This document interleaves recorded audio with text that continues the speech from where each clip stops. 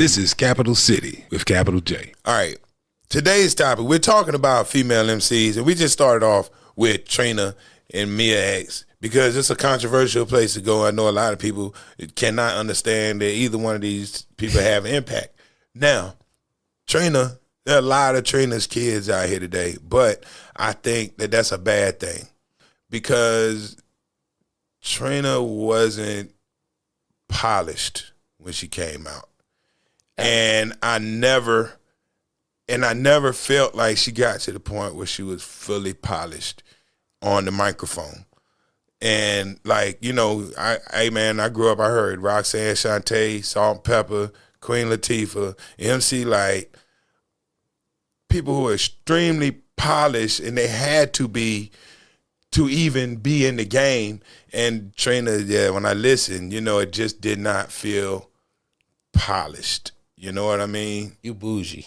Hey, it didn't feel polished, man. Hey, you talking to a dude that loved JJ Fad, and I tell you, man, to me, even Mia X felt more like when you listen to that. When I listened to the whole No Limit camp, the reason I gave Mia X her props is because none of those guys were polished, and she was one of the more polished that's artists. Why she went further, yes, right, and when you've been around it for a long time, you listen and you can tell who's been doing it for a while. Mm-hmm. And the experience helps put the sheen and the glow on the polish. You know, like this experience with knowing where to emphasize certain words and staying on the beat a certain way. And it's all this stuff comes together and makes something different that I didn't hear when I heard Trina. And you know what I mean? And who you think had to work harder to get the respect? The Pretty Girl or Mia X? And that's harder to get the respect? Yeah, to be that polished, to be that great at what she was doing. And that's not a shot at Mia X. But it just shows to me, yeah, Mia X was supposed to be that compared to Trina when we talking about the microphone part of it. Yeah, Trina was the beginning of the female rappers today. Like she was the beginning of what you hear now. Trina started what you hear now out of a lot of rappers today, women, girl rappers especially. But that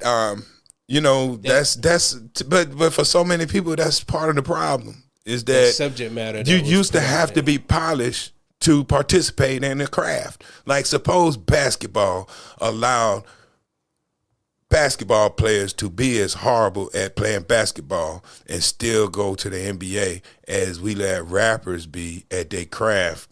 You know what I mean? And then people still like it, and maybe somebody would still get a kick out of the entertainment. The basketball could be entertaining even if you're watching bad basketball. It doesn't mean it's not entertaining. It can be entertaining. Bad can be as entertaining as good. You can spend time watching a bad movie and laugh all the way through it the same way you can laugh at the best comedy ever made. I have. So entertaining is one thing, but we've been around this long enough to know that there's certain things like you got to hit beats on time and you expect, you know, when the beat's fast, I expect you to stay on it. And it's just certain things that you know when it's not right, man, and it's so much not right now and it's acceptable.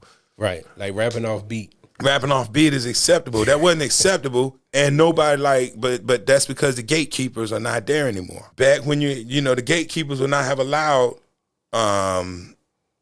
We get it, yeah. Yeah, you know, you know, you just, you know who you are, man. Yeah, you know who you are, but that stuff was not allowed. And then, you know, I don't think that Trina wouldn't have made it in a previous era before, you know, the time that she came out was the perfect time to come out because Master P had already established that unpolished can make it because all that work was unpolished at a level, that we had never heard such unpolished music being presented commercially before. Never. And once that happened, once Master P got away with letting Silk the Shocker rap and these horribly engineered beats that, you know, you cut it on in your car, you can't hear nothing but bass or you can't hear the bass at all. Absolutely. And it's I remember it. Like, what is this? This has created a climate today where people have no idea what good is supposed to sound like. But okay, so what's your metric? Like, what are you comparing this to? And the only reason I ask that question is because it almost sounds like what I've thought for so long, that northern trends or northern ways of doing things transcend all over the U.S. It's not the northern way, because that same polish, UGK had it. The Ghetto Boys were extremely polished. Like the polish, it's not just northern. Like this just, it was across the board in the music industry. Every city, like, anybody investing in music, they had a gatekeeper that would, if you had the money, then you had somebody you trusted to go to the studio with these people and make sure that the finished product didn't have mistakes in it. You see what I'm saying? And there's so, there's, like I said, it's just sloppy across the board. A lot of sloppy work is getting out. And that's, like I said, the part of it too is the record labels being gone, and then people just putting the music out on their own. Put anything out. Right. And if people dig it, then the song is gone. It's off. It's got life of its own now. Right. And whether it was polished or not. If people dig it, they're gonna take it as it is. Right. And that's that's where we are now. And I know it sounds like a serious complaint, but I'm not, my complaint is not that serious. You know what I'm saying? It is what it is, and the consumer today, if that's what you like, then that's what we're gonna have to get used to listening to. But we've all, anybody that took part in hip hop from its inception, you were taught rules, and you remember what the description of tight was. Songs had to be tight. Right. And if it wasn't, then you would never be allowed to, for people to hear it. You never had the opportunity to present it to the masses until it was tight back in the day. Because, the gatekeepers would not allow it. I got my own views on that, the whole gatekeeper thing. Because will we be as diversified, or will we have the amount of creatives that we have now? Because we did then when we had the gatekeepers. Because gatekeepers weren't just in New York. There was some in Houston. There was some in Atlanta. There was some in Florida. Like Miami-based, you think, like there were a lot of bad Miami-based rappers. You know what I'm saying? Luke Skywalker was polished. 2 Live Crew was polished. Quad City, polished. Like, these guys didn't just pop up out of nowhere. They've been in the game for years. They know how to make a song front to back. Like, them boys from Quad City, there were 2 guys, CC Lemonhead, and I forget the other guy's name. They were Chill Deal Boys, Quad City DJs, daggone 69 Boys. They were part of all of this. But they were taught a lot of, and that was good work. Well, Miami bass, good work. A lot of them had direction on how to make the hits, and and so just like we say, well, you say, because I think she's dope, but you say Trina wasn't polished enough, right? So now she got better. She got way better through the years, and you saw her becoming polished. During that time, who had the most commercial success? Well, I know Lauryn Hill because of the album she did, but I'm just saying, like, Lil' Kim next. Lil' Kim was next. What was Lil' Kim doing during that time? Oh, you mean by the time Trina's coming out? Yeah. Shoot, she's in the middle of her own solo. Well, let me see. Nan came out around, 98? Trick Daddy's Nan? 99. So Lil' Kim was probably finishing her solo run. Like, this is towards the end of Not Tonight and all of that. Right. Biggie died in 97. 96? No, Tupac died in 96. Biggie died in 97, which left Lil' Kim with another couple of years to run things, 98, 99. Now it's Trina. You see what I'm saying? Right. Because Trick Daddy happened first, then Trina got on. And I always say, Trick Daddy is one of the people that came up because of the void left by Tupac's passing. And I'm just saying, he... You don't think his influence would have been there? Now he would still like Trick Daddy would have happened, but I don't know if he would have like Tupac being out of the way left space for Trick Daddy, Master P, and DMX to pick up. Trick did They split, blow, didn't he? They split those. They split their fans. You know what I'm saying? And I say Ja Rule to an extent too. And I'm using all these people because listen to what they Ja Rule, DMX, Trick Daddy, and Master P. I don't think any of those guys are as successful if Tupac is alive over the next 10-year period.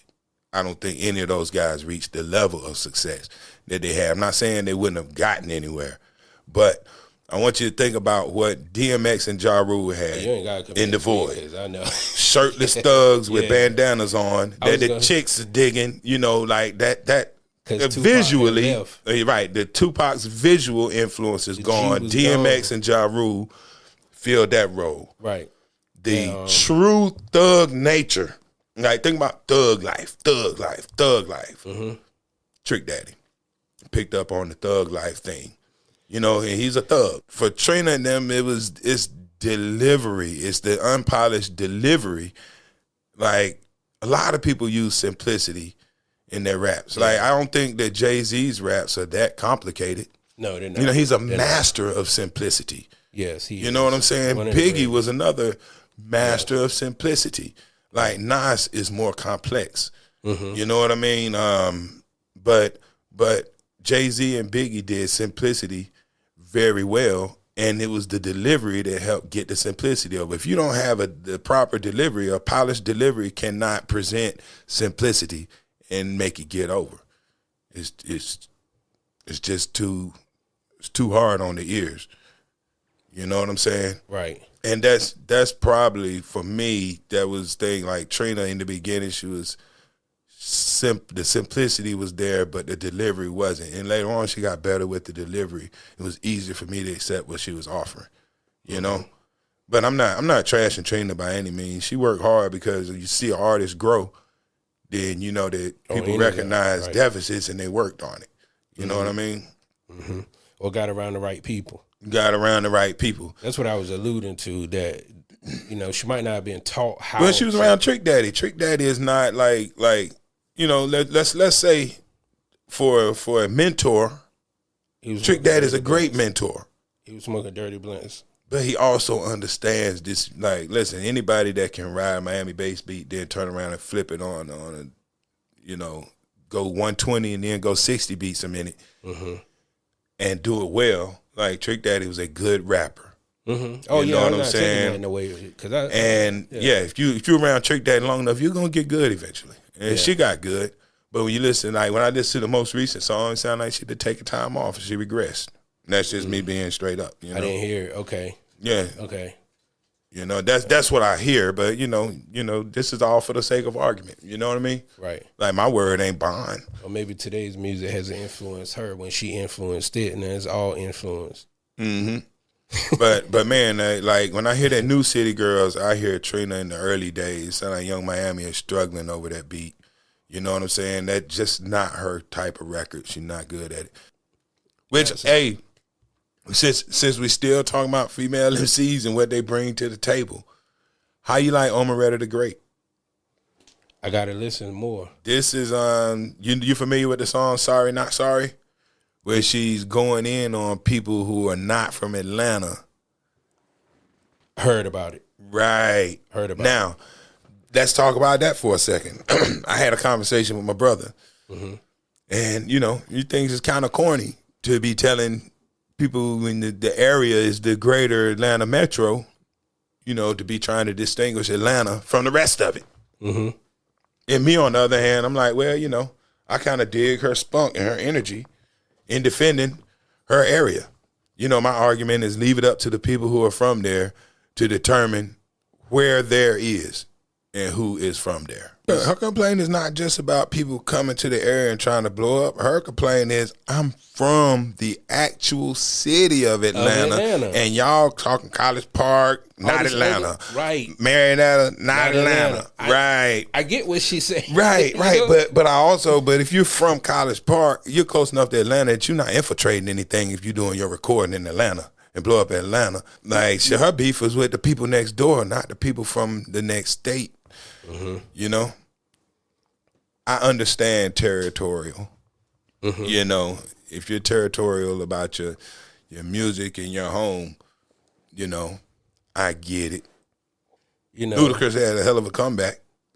I didn't hear it. It was very valid. You know what I'm saying? He's like, look, if you can sit here and talk about not Atlanta, but how you gonna sit and tell me I ain't Atlanta? Like, of course, Ludacris is from Chicago, moved to Atlanta, blew up in Atlanta, but like, look, a lot of Atlanta shine is because Ludacris repped it so hard. So how dare you?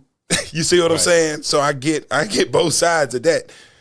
Everybody from Edgecombe County just claimed Rocky Mount one time, you know, then Tarboro and Princeville, like, you know, but when you get there, you realize there's Tarboro, Princeville, and Rocky Mount. Edgecombe, you know, same thing about Raleigh and Durham. People say Raleigh, Durham, but they're two different cities. Right. And when you're in Raleigh, no person from Raleigh is going to claim Durham, and no person from Durham will ever claim Raleigh. So when you come here from somewhere else and you decide to refer to it as Raleigh Durham, I totally understand the residents like, no, Raleigh's over there and Durham's over here. And they are not the same at all. You know what I'm saying? The only thing I like about them is that they're close to each other. And they got a little bit of research Triangle Park in each one of them. Other than that, none of the cities in the Triangle are like the next one. Like, as soon as you cross over from one into the next, new identity, new visuals, everything's different. But we are all part of the greater metro. You see what I'm saying? But these cities, you know, people from these places struggle to maintain their identity. You know, and like her argument, you know, and I'm pretty sure it was just for the dimensions that she even did it, you know. But if her argument, what's the difference? It's something that's probably been discussed 1,000 times in their hood, though. Like, they sit on the front, man, I'm so sick of these posers. You see what I'm saying? Right. It's got to do with intellectual property and being territorial over, you know, that piece. And I think that right. Yeah, they're inventing stuff and styles and ways to move and dance and words, and they don't want other people come in and capitalize on it. It's like gentrification in the physical sense, you know, or financially. Yeah, musical gentrification. You know what I'm saying? Like, that's right. The area's hot. I'm gonna come here and take it over and right. Yeah, but you know, yeah, got to figure out another word for it since it's us doing it. Us. Like, who else gonna say that? Who else gonna say that? Right. That's a good way to put it, though. Musical gentrification, but not gentrification. This has got to be something else. But we saw the same thing with Compton. You know, it happened when Compton was hot. You know, everybody went from Compton, but everybody from California that was black, you know, you just kind of felt Compton. You know, some cats from Watts, Snoop's from Long Beach, Inglewood, all kind of places. Everybody ain't from Compton. I think it's dope that it's even got to the point of people caring about. Well, I guess nowadays it did get to the point about people caring about where you were from, but now nobody cares where you're from as long as they can catch a vibe to what you're doing. Yeah, I don't think people care at all anymore. You know, like there was a time you almost needed to be from one of those places to get a little bit of credibility. People didn't take you seriously, you know. But yeah, I don't think it matters at all. Now look at Megan Thee Stallion. She's another. You know, we talk about, you know, the glue in this conversation is female MCs. Even though we're a little all over the place, the glue is female MCs. And Megan Thee Stallion, when I look at her, I see a true blue songwriting force. You know, she writes, she can spit. You know, her style is a bit masculine for my taste for a female artist, but she's good. She is good at what she does, man. Well, how you feel about Nicki? Nicki Minaj. How did you and how do you? I like Nicki Minaj's style too. I like her better when she's on some a little bit more hardcore hip hop than her commercial side. But yeah, I like her. She you know, I like Doja Cat too. Yeah. Doja Cat's a rapper. Yes. Okay. Hey, if you can rap, you're a rapper if that's what you want to be. And if you can sing, you can call yourself a singer if you want to. And if you want to call yourself both. Like, it's like Drake can sing, but he can rap too, so he's a rapper when he's rapping. He's a singer when he's singing, just like Lauryn Hill, just like Doja Cat. When she's rapping, she's a rapper. And she's a good one too. She's a good songwriter, man. She has good ideas. Yeah, she does. She does. You know? I heard the question asked, so I asked you the question. Yeah, yeah. And, somebody else will beg to differ. A lot of people think that, a lot of people that think that people should stick to one thing, But I like the diversity in the game right now. How many rappers right now are just rappers anyway? Like, the way that the music is gone and the way the style is now, there's a element of singing to it anyway. Everybody who raps is singing a little bit now. Well, not everybody, but a lot of these I get guys. what you're saying. Yeah, they put melody into it. Yeah, because the computer do a lot of it for them. Yeah, like think about Lil Uzi Vert, XO Tour Life. Lil Uzi Vert is a rapper, right? Yes. I really kept you cry. That's singing, ain't it? Absolutely. That's right. You see what I'm saying? But now, is anybody arguing whether Lil Uzi Vert is a rapper? No. You see? Because they just accept what the young boys are doing. That's why you never heard that argument. Right. Like, if you make that argument, you sound old. Right. Telling people what they, yeah. You can't rap and sing. Oh, yeah. You old. Yeah, you old. You old. You know what I'm saying? Yeah, He gonna change his opinion then, These are, it's a new time, man. Absolutely. It's a new time. People rapping and singing. But, it's been going on for a while. I present to you UTFO. Mm-hmm. They sang too. There's a group called Whistle. Remember them? Mm-hmm. They had a song called Buggin'. Bug. Now, that was a rap song, but they also sang Barbara's Bedroom. I was in Barbara's bedroom. Oh, I was in Barbara's bedroom. You should have seen me in Barbara's bedroom. They had harmony and everything. So, how the hell do you know all this? Hey, man, I have been doing this. And you just pull it out for a long time. It's amazing sitting here watching you compute this shit and just pull. Hov said pulling words out of the air like Bluetooth. Hey, He's doing that with this. Who knows that? Who can just pull that off the top? Google Music right here on top of my neck.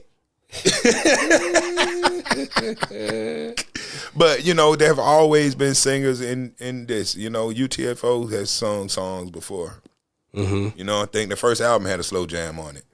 Fairy Tale Lover, be my fairy tale lover. It was a good song. You know what I'm saying? It reeked of Force MDs to me. But Force MDs, another group. Are they rappers? Are they singers? Mm-hmm. Most people would say Force MDs were rappers. We're singers, but they rap too, man. Itching for a scratch had dope verses in it. You know what I mean? Right. So yeah, this is not like blurring the lines is not a brand new thing. Like Cat's been singing for a long time. We got away from it for a little while, but it's just back now. That's all. And now that the gatekeepers and the term gatekeepers. But the best way to describe the gatekeepers is just tell you who they are. A&Rs. What do they do? Record label heads. Like, these are the people, like an A&R at a record label, artists, research, development, stuff like that. They're trying to figure out what people want, and then they find people to fit that mold. Mm-hmm. And if you're not quite there, they can help you develop into that. So, at a record label, you have to go through an A&R, some type of development. That's a gatekeeper. A program director at a radio station is a gatekeeper. All these positions that you naming are these are the people that say yes or no. Opinion based decisions. Mm-hmm. But they're also based. It's not strictly the consumer is the most opinion based person involved. Like the gatekeeper, there is opinion, yes, but there should be. Now, I'm not saying it always is, but there should be a balance of opinion research what other people's opinions are, the market. So hopefully a good gatekeeper is taking all that in consideration, and it's bigger than his own opinion. Because like myself, when I was on the radio doing weekend mix shows, I was a gatekeeper. But I would not let my personal opinion outweigh the majority. If the majority of people are telling me a song's a hit and I don't like it, I'm gonna play it. Still. Yeah, I'm a DJ, man. I'm here to please the people. You know, it's not about what I like. I'm a gatekeeper, but I'm also the gatekeeper. I'm not just a gatekeeper for my own music. That's selfish. So if you're a selfish gatekeeper, then you're hurting the community. If the only thing you can let through the gate is what you like, then you're hurting the community. Like, I just sat here and talked about how much I wasn't a fan of that song by Usher and the City Girls. But if the people like it, I'm not going to tell them they can't have it. So, you know, you got to be a good gatekeeper. And there's some bad ones that mess things up for a while, and that's how we got to where we are. The gatekeepers closed the door for people with class. They closed the door on people that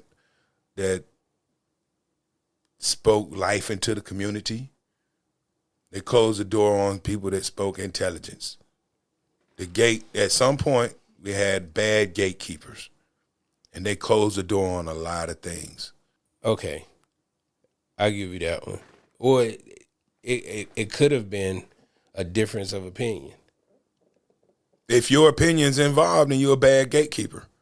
You said keep it, yeah. You see what I'm saying? So if you're sitting over there, like at some point the gatekeeper said, hey, I think that one of the gatekeepers or a lot of the gatekeepers decided that what we need is music about drinking, drugs, and sex, and going to jail. The only reason I say that, is because bad gatekeepers. The end game is to make money. So if that's what's making money, then why not go? And I get what you're saying, but because there are other things that make money too. Lauryn Hill made more money than any of these other tricks out here talking about. So there is no monetary excuse that you could throw out. It's all bullshit. If you sit here and tell me that you can't make money without being a whore. I think you made more money being a whore. You can. But like I said, Lauryn Hill made more money than Trina. Yeah, she did. Lauryn Hill made more money than the City Girls. Lauryn Hill made more money than Lil' Kim. And I've never seen her nipples. True. I don't even know if Lauryn Hill got a fat ass. Couldn't tell you. So whatever you can't say shit until you show me how Lauryn Hill made all this money. Don't tell me you can't do it. You can. The gatekeepers decided. I mean, you're right. Bad gatekeepers. Yeah. With the word how do you even sell that argument? You see what I'm saying? Like that's what I'm saying. They sold that argument to us that, well, this is what's selling, so this is what we pushing. Right. I'm telling you that it's bullshit. Right. And it cost them the labels. It cost them the industries when they decided to push that issue. And like you said, you can't, like, there's no data that somebody can present that shows that this is actually what people want. No. What they're doing is they're trying to justify stereotypes about black people. They want a lot of the gatekeepers are not us, and they want people to believe what they believe. And if you believe that we're ignorant and violent and sit around and make babies, then you're going to think that the kind of music we want is ignorant and violent and about huffing. But what I'm telling you is that the history has shown that we're not just that. And history has shown that Common Sense, when he is pushed with when you put Common Sense out there with Lil Jon, Common Sense Records did just as well. There is a light that shines special for. That song did just as good as anything Lil Jon dropped in that era. Lil Jon had more. He had more to offer. You know, he was hitting you back to back to back to back, and he had production to go on with it. But you know, like I said, Common Sense, Lauryn Hill, J. Cole, they're making money too. You know, the gatekeepers can push that, and I know also people do what you tell them to do. If you let me into any club you let me do 6 weekends in any club, I can turn your crowd. I can turn your crowd. Right. So part of it is what they like, but the other part of it is what I tell them to like. And they can't do it on the first time. I got to be there for a while. They got to get to know me and trust me. And once they trust me, I tell them what to like. And if I want them to like disco, I would have this microphone turned up, listening to Chic Good Times in 6 weeks. But I need 6 weeks because I got to train them. And what we're dealing with is years of training. We got turned over 6 years, took 6 years to turn us off from conscious music. You see what I'm saying? But it wasn't that we were just turned off from it. I mean, shoot. We were very proud when Queen Latifah made Unity. Who you calling a shit? Absolutely. You see what I'm saying? Like, nobody was sitting around saying, this ain't going to work. They knew that shit was going to work. It was empowering. Okay, so if we look at it from that perspective, and, you know, like I said, this is just me playing devil's advocate. So we look at the positive, because hip-hop went through a few phases early on before it got to shoot 'em up, bang, bang, that it is now. Because it's been this way now almost probably, 20 years now? Because I would say the early 2000s. Yeah, it's almost been this way exclusively for 20 years. Yeah. So, and we look at the period where we had. This is when bad gatekeepers came into play, because when we were making our own music, like, the first songs that came out was just as natural as it gets. This is hip-hop in its natural form. This is what they made in their hood, and it was put out for the mass. You heard what they were talking about. Nobody bragging, no girl bragging about.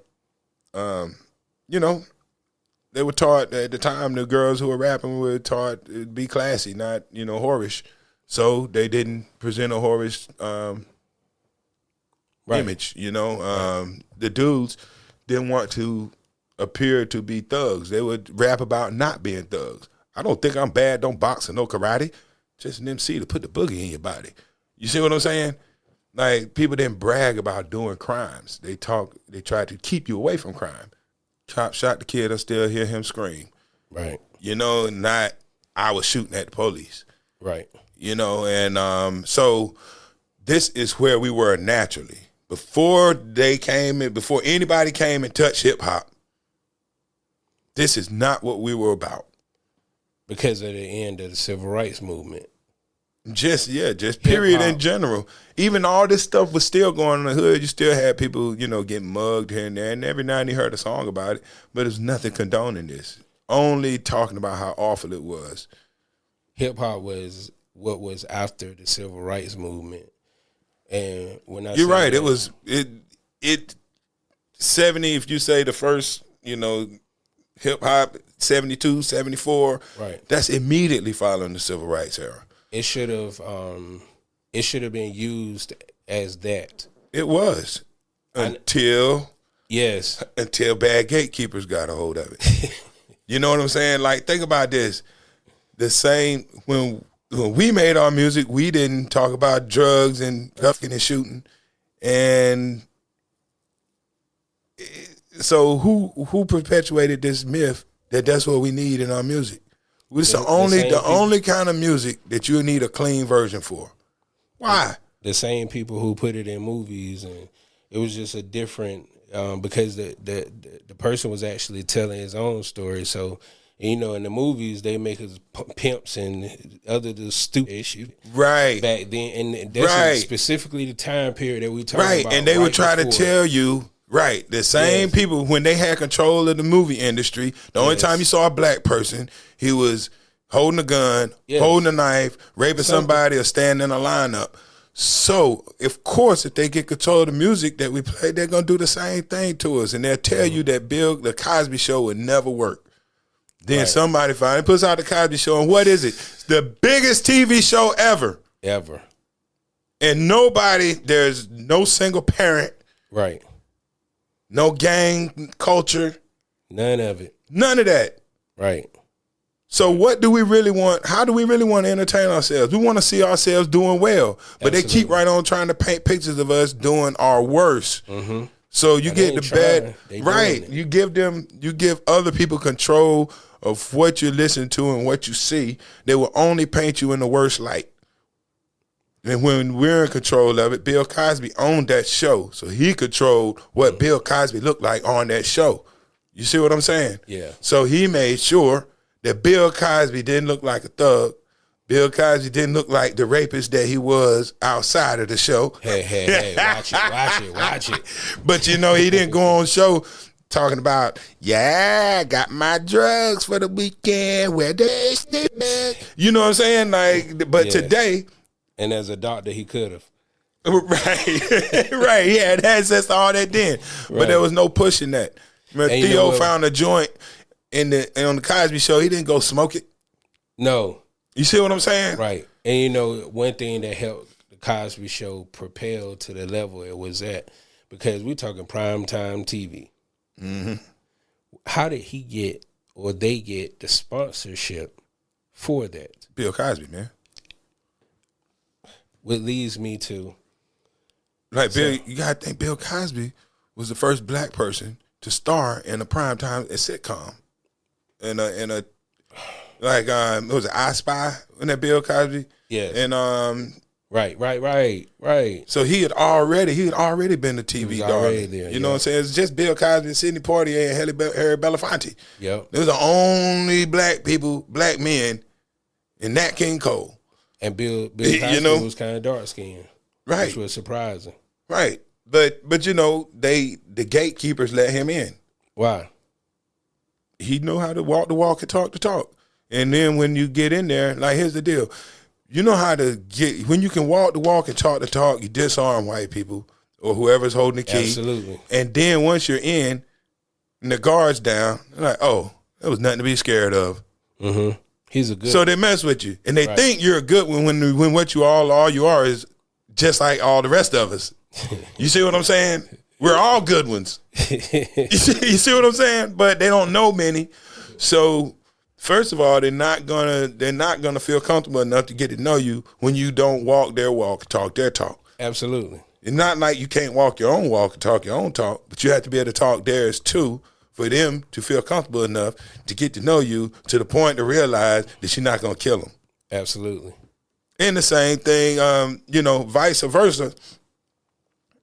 When white people find themselves in a black environment, it takes black people a little bit of time to develop trust with that white person. But once the white person's down, we have let them in too, and they're in forever.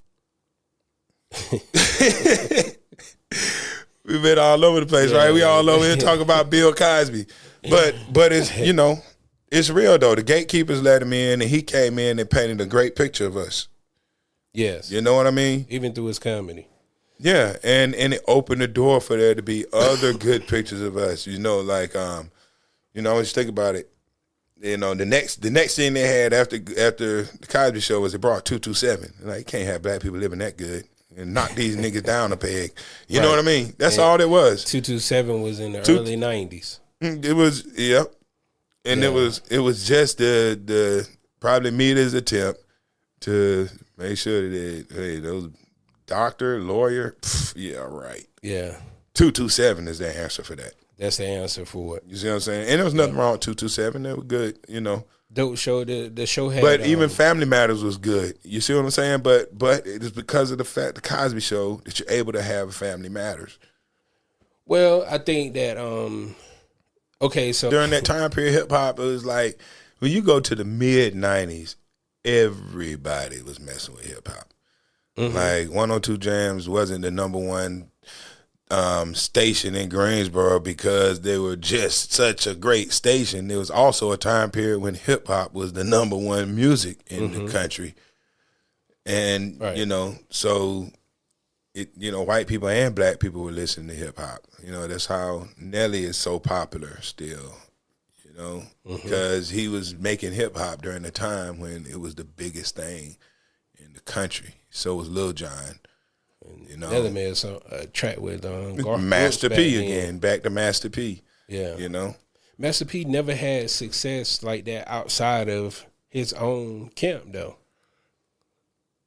No, well, he was, but No Limit was a huge phenomenon though. Like the whole movement was across the board. Like, Well, when I heard that Master P was buying his own records to boost the sales, I said he got to be. 'Cause I remember when walking in the record store and No Limit had his own fucking section. it was because every artist had a whole album out. I know, Yep. like, come on, man. Some of that stuff, man, like, Hey, that's a move that he learned from other savvy businessmen through the years. You know, yeah, the illusion, create the illusion of success. yes, You know what I mean? yes. Like, he's not the first person to go back and buy his own records up No. to create the illusion of success. Heck no. You know what I mean? Especially when you, 69 million, 100 million up or something. Right. You know. Because they was not selling like that, man. Hey, man. It was you know, selling. all them artists went platinum. They was selling something else and Right. bringing it as the music. Right. All them artists went platinum. So, That's what he was doing. and you got dudes you never heard. I remember the first time somebody asked me to play Soulja Boy before I heard of Soulja Boy from Atlanta. But Master P had a dude named Soulja Boy on his label. Okay. So I'm just like, Soulja Boy? No Limit? You want to hear Soulja Boy? You know, I was like, what an odd request. Yeah. So I'm looking through like, do I have any Soulja Boy in here for No Limit? You know what I'm saying? And then like, nah, he got the song about the dance. I was like, oh, I ain't never heard that yet. This is before I knew. Right. I was like, my goodness, man. There was so many no-name dudes. They all went platinum. Yeah, you can't do that without somebody going. Come on now. Everybody went platinum. Yeah. But then look, the other question too though is when you have something that popular and that it was a novelty, you know, that era was almost a novelty at the time too. So you had some guys who were out to collect every No Limit release. Yes. Which helps, Oh, you it's know, different. even when it's not good, you know, just to see I got all the No Limit stuff right here. Yeah, you man. know, and people were into it like that. Then, maybe a lot of that stuff did go platinum during the time when you couldn't just download stuff right off YouTube or You can't name one person out of your umpteen years on this earth that has every album dropped by No Limit. no, I can't. Thank you. I can't name a person that has 4. Well, hold on, no, I take that back. Me. Yeah, as a DJ. Yeah, as a certain DJ. tracks that you know you. No, I'm talking about I was on the No Limit mailing list back in the day. I got Oh. everything they made. You know what I'm You were saying? on the radio. Yeah, I was on the radio then. You don't count. Hey, you know what I'm saying? I was the first person to play Master P on the radio in Greensboro. Nobody messing with that. You know, back then Greensboro was still so related to the North. You know. Yeah. And, I remember my boy telling me about Master P. I remember when I gained respect for the movement, I was out, used to have this reggae sunsplash type deal in Greensboro. And everybody would be out all around the field where they had the reggae acts playing. I remember driving over there and just getting stuck in traffic. And every car was playing Master P. And then that track. What year was that? 96 maybe, 96, 97. I think. Maybe 97. It was that. Hold up, I can tell you because it was. I think The the album movie was already out, but he hadn't he hadn't dropped nothing yet. But the movie helped it. Bout It was The song or the movie about it. the song. When the song, I remember being out there and playing that song. Somebody in the car in front of me dropped that joint, and he had a loud system, and I just remember the street just shut down and turned to a party right there. And I was like, oh my God, this is something. I got to play this on the radio. Like, you know, so I had to go and I didn't even have a clean version. I memorized the song so I could cut the curse words live on the radio. You know what I'm saying? And but when I played it though, I can't game remember over. what I heard first. I think I heard. I don't know. I think I saw the movie first. I didn't see the movie first. The like I heard the album that had Bout It and I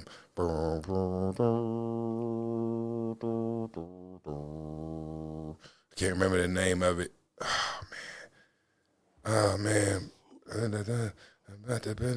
Man, I can't remember the name of that song, man, but he had some dope joints on that first album.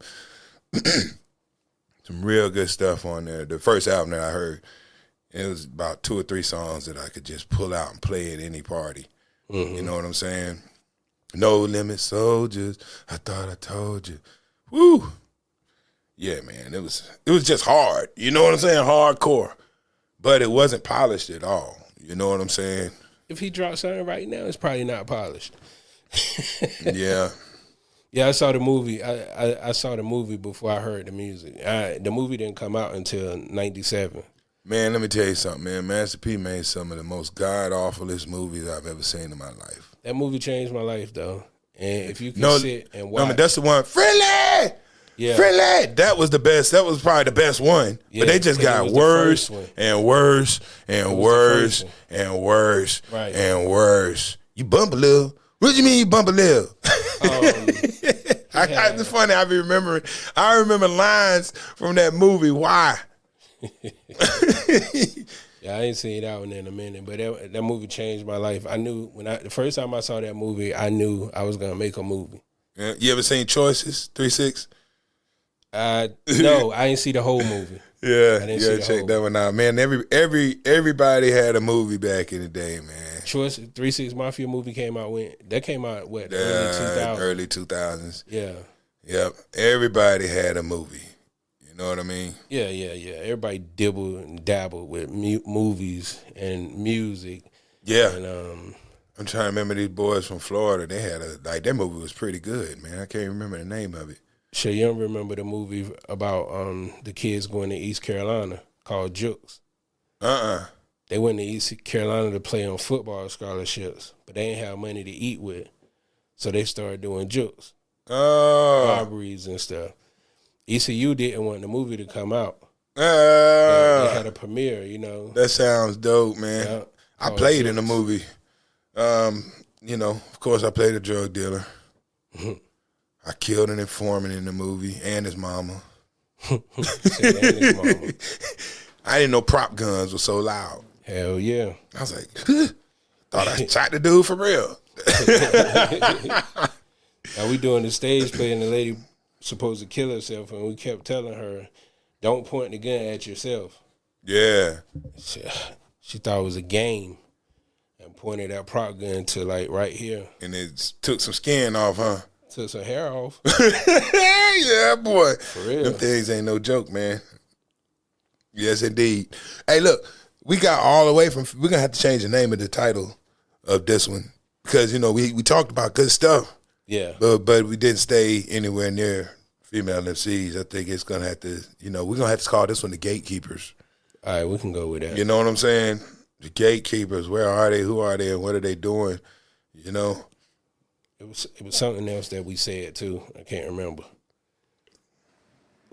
I don't know. We've been it like 3 times. Yeah, we've been all over the place with it, man. Right. But it's all tied together though. You know what I'm saying? Mm-hmm. What it comes down to is, you know, we get what they're allowing right now, but don't be fooled. This is not who we are, and it's not what we choose when we're given an option without anything being presented to us. When we just say, hey, what am I going to consume? And nobody's steering you one way or the other. We don't pick drug dealer stories and crime stories and sex stories and stories. We pick uplifting. We pick party. We pick, now we do pick money. But, when we choose on our own, we don't choose things like, the things that make us look bad. Right. When it's up to us and us alone, we have a choice for what we're going to consume. It doesn't look like the things that are presented to us to eat. Right. Kind of like, if you let somebody else feed you, you're going to eat a hot dog every day. You know what I mean? Right. And this music is hot dogs. It tastes all right. But, you'll be dead much earlier than you were supposed to be if you keep consuming this. Because it's not good for you. And that's good. That's kind of where I am with it. You gotta have a salad every now and then too. And the salad is your public enemies and all that stuff. Something that can keep the bad stuff from killing you so early. Gotta have some balance. And we don't have the balance. Crazy, man. Yeah, this music give you high blood pressure.